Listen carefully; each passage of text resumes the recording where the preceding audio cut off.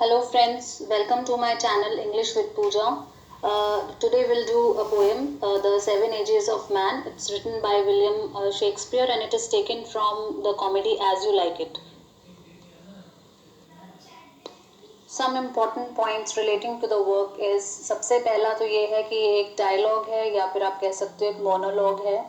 Scene 7th में आता है ये एक्ट 2 के.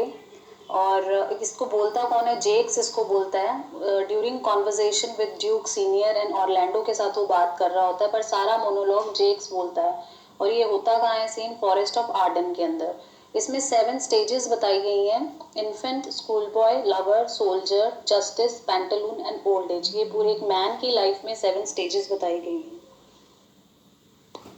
Coming over to the text of the poem, the first line, all the world's a stage. अब इसमें यहाँ पोएट ने वर्ल्ड को स्टेज से कंपेयर किया है, तो रंगमंच से कंपेयर कर दिया. तो यहाँ पे ये मेटाफर हो गया, कंपैरिजन हो गया कि हमारा जो ये संसार है वो एक स्टेज की तरह है.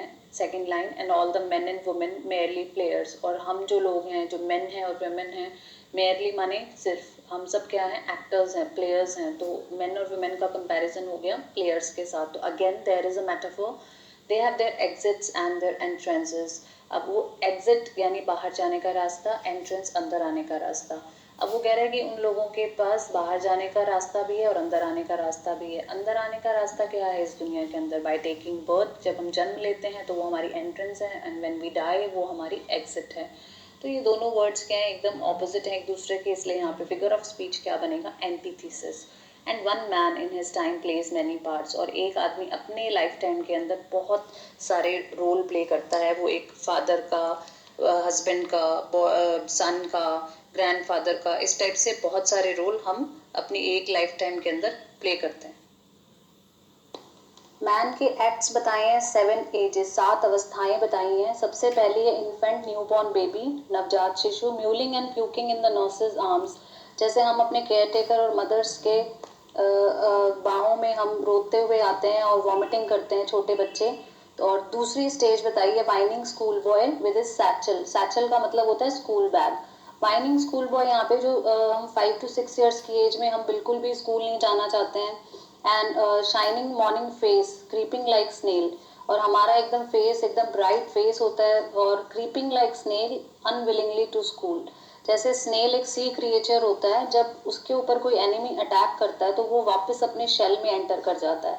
वैसे ही हम लोग भी जब छोटे बच्चे होते हैं और स्कूल जाने का टाइम होता है तो we also don't want to go to school. तो हम अपने शेल में वापस जाना चाहते हैं, हम अपने घर में वापस जाना चाहते हैं. हमारा बिल्कुल भी मन नहीं होता स्कूल जाने का. And then the lover. और फिर नेक्स्ट स्टेज बताइए लवर की. Sighing like furnace with a woeful ballet. अब इसकी स्टेज लवर की है, तो अब वो भट्टी की तरह आहें भर रहा है. जैसे भट्टी के अंदर आग की लपटें निकलती हैं, तो वैसे ही साइंग मतलब आहें भरना. अब लाइक आ गया वर्ड, तो ये सिमिली हो गया figure of speech. Sighing like furnace, भट्टी की तरह आहें भर रहा है with a woeful ballad. Woeful मतलब दर्द से भरा, बैलेट यानी कोई भी सॉन्ग या poem. Made to his mistress eyebrow, यानी कि अपनी जो लवर है उसके लिए अब वो पोएम लिख रहा है. इस टाइप से अब उसकी इमोशंस जो हैं ऐसे रोमांटिक हो गए हैं. Then a soldier full of strange oaths and bearded like the part. अब नेक्स्ट जो स्टेज बताई है वो सोल्जर की बताई है. वो थोड़ा सा मेच्योर हो गया है, थोड़ी सी उसकी एज बढ़ गई है, वो यंग मैन बन गया है. अब वो अलग अलग शपथ ले रहा है, जैसे युद्ध में हम लेते हैं कि कुछ भी कर लूंगा ये वो. एंड बियर्डेड, बियर्डेड दाढ़ी उसकी कैसे आई है? Like the pard. यहाँ फिर सिमिली है, लाइक वर्ड आ रहा है क्योंकि लिए पार्ड यानी तेंदुआ. तेंदुए के विस्कर्स, तेंदुए के जो नाक के नीचे मूछें जैसी होती हैं उनको विस्कर्स बोलते हैं, उसके जैसी उसकी भी दाढ़ी और मूछ आ गई है. तो यहाँ पे सिमिली है. जेलस इन ऑनर, ऑनर यानी सम्मान. Sudden and quick in quarrel, seeking the bubble reputation. Jealous in honour यानी कि उसको उसके फुल ऑफ जेलसी है, जलन है उसके अंदर. वो अपनी रेपुटेशन जल्दी बनाना चाहता है, रिकॉग्निशन चाहता है, पहचान बनाना चाहता है. बहुत ही जल्दी किसी भी बात पे लड़ाई झगड़ा कर लेता है. Seeking the bubble reputation, seeking यानी तलाश में, यानी पूरी कोशिश जद्दोजहद करता रहता है. किस चीज़ की? Bubble reputation. मतलब रेपुटेशन क्या है? रेपुटेशन को बबल कह दिया है यहाँ पे कि रेपुटेशन तो बहुत बबल की तरह होती है, 1 मिनट में बनती है और 1 मिनट में खराब हो जाती है.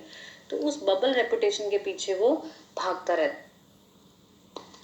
अब कह रहा है seeking the bubble reputation even in the cannon's mouth, cannon यानी तोप, तोप के मुंह में, यानी कि मरने को भी तैयार है रेपुटेशन पाने के लिए। And then the justice, next stage किसकी आ गई, जस्टिस यानी जज की। In fair round belly with good capon line, capon यानी चिकन, उसने खूब मोटे ताज़े मुर्गे खाए, अब वो मेच्योर एज में आ गया, मिडल एज के अंदर आ गया है, तो वो इतने मोटे ताज़े मुर्गे खाकर उसकी भी थोड़ी तोंद आ गई है। राउंड बेली, बेली यानी तोंद आ गई है। विद आईज सीवियर, अब उसकी आईज में एक सीरियसनेस देखने को मिल रही है। And beard of formal cut, अब अपने लेवल के हिसाब से उसने अपनी दाढ़ी भी रखी हुई है। फुल ऑफ वाइज सॉज, सॉज यानी सेइंग्स, सेइंग्स मतलब कहावत, एकदम बुद्धिमता वाली, इंटेलिजेंस वाली बातें कर रहा है।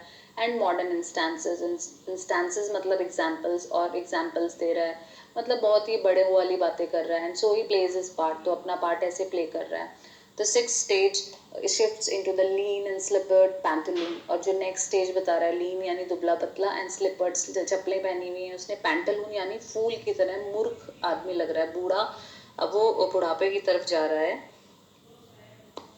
तो अब वो जब थोड़ा ओल्ड एज में जा रहा है, तो विद स्पेक्टिकल्स ऑन नोज, उसके नाक पे चश्मा है, pouch on side, I bags, pouch यानी आई बैग्स, जो आईज के नीचे स्वेलिंग आ जाती है एज के साथ वो।